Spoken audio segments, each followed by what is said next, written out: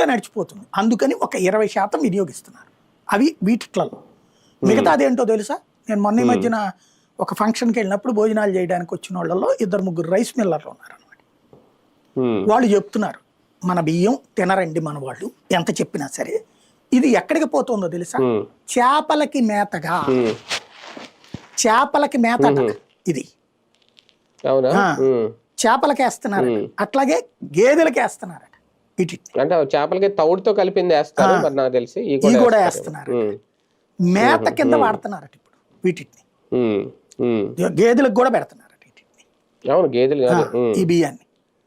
కాబట్టి అట్లాగా నడిచిపోతుంది. మావులోళ్ళు తింటున్నటువంటిది 10-20% అంతే. తినరు అసలు అని చెప్పండి. యాక్చువల్లీ ఈ బియ్యంలోనే ఎక్కువ పోషకాలు ఉంటాయి. కరెక్టే. అందులో ఆ స్టార్టెక్స్ ఇది ఇంత ముందు జగన్ టైంలో జగన్ చేసింది కాదు, కేంద్ర ప్రభుత్వం చేసింది. దేశవ్యాప్తంగా పోషకాహారం కలపంది వీటిట్లో. పోషకాలు కలుపుతున్నారు, స్టార్టెక్స్ బియ్యం అంటారు వాటిని. ఇప్పుడు వీళ్ళు స్టార్టెక్స్ చేస్తున్నారు లేదో తెలియదు. మొన్న ఈ మధ్యన రేషన్ బియ్యమో కాదో తేల్చడానికి స్టార్టెక్స్ టెస్టే వీళ్ళు చేసింది. పోషకాలు కలిపిన బియ్యం అయితేనే సీజ్ చేసింది ఆ రోజున, మామూలు బియ్యం అయితే గనక కాదు. ఇది ఒక ఆస్పెక్ట్. రెండవది, తినే బియ్యం ఇవ్వకుండా. ఎందుకని? ఇక్కడ బేసిక్గా ఒకటి ప్రజల్లో తప్పు కూడా ఉంది. 1,48,00,000 రేషన్ కార్డు ఉంది, 1,50,00,000 వేసుకోండి టోటల్గా.